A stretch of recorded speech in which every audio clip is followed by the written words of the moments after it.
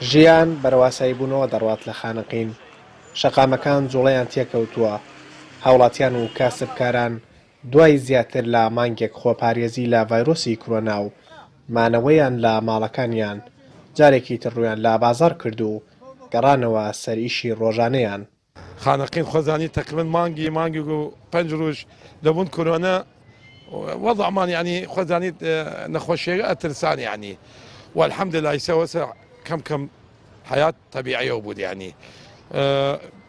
إيماج دعوة كين ملتها كم شهر خانقين الحمد لله دكان كم كريدة رزق هلكي رزق خويتي دوان كار خوي بس من دعوة كين خلقها مقيتي خوي عم بكان الحمد لله والشكر لله خانقين هيك روي ندى كاس اي كورونا نقر الحمد لله والشكر لبر أو ملتزم بيمن وخل شارقة خل خانقين دائما هل هو ملتزم ولا تشتيليق وداوا كار من خل خانقين هل هو ملتزم بون واي كار وقش مدينه دوننا والحمد لله والشكر لها يسوى وضع طبيعيه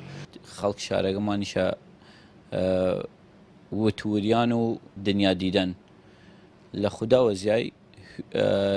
قابن بي من لبان او رين مايلا وهيك حالتي الرينية إيش اللي خدا وزي اللي دوكو رياجا واس كديايا قد غنى من ديا لشش بياني تا حفتي وارا وديا ويشد قد غا كديا مرد ما جتش نورا مال بەوتەی بەڕێوەبەری بەشی تەندروستی ماوەی 2 هەفتەیە هیچ حاڵەتێکی نوێی توشبوون بە ڤایرۆسی کۆرۆنا لە تەواوی پارێزگای دیالە تۆمار نەکراوە. خانەقینیش بە درێژایی ماوەی سەرهەڵدانی ڤایرۆسی کۆرۆنا لە عێراق یەکێک بووە لەو شارانەی هیچ حاڵەتێکی توشبوون بە ڤایرۆسی کۆرۆنا تێیدا تۆمار نەکراوە تاوەکو ئێستا. الحمد لله ايا ماوية تقريبا شانزر وجا هيج كستوش نبوة ومشتبه مانية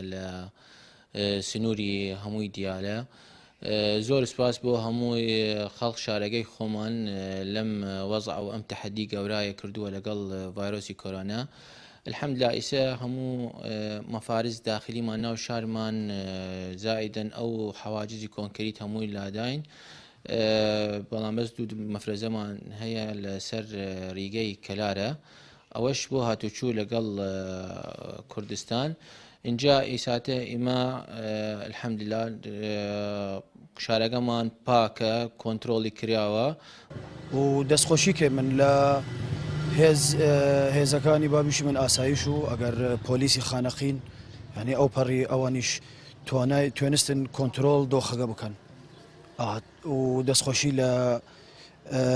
هەنیش کە من وەزارەتی تەندروستیش ئەوانیش دەستیان لە ناو مۆزوعەکە فەرەبی ینی دەستخۆشی لە لیان کەی من پشوو درێژی هاوڵاتیان و خۆپارێزی و مانەوەیان لە ماڵەکانیان و هەوڵ و ماندووبوونی کارمەندانی تەندروستی و هێزەکانی ئاسایش و پۆلیس و چالاکوانانی شارەکە خانەقینیان لە ڤایرۆسی کۆرۆنا پاراست. لە ئێستا قەدەغەی هاتوچۆ لە شارەکە هەڵگیراوە و وردە وردە ژیان بەرەو ئاساییبوونەوە دەڕوات. دەشتی جەماڵگەری کوردستان، خانەقین.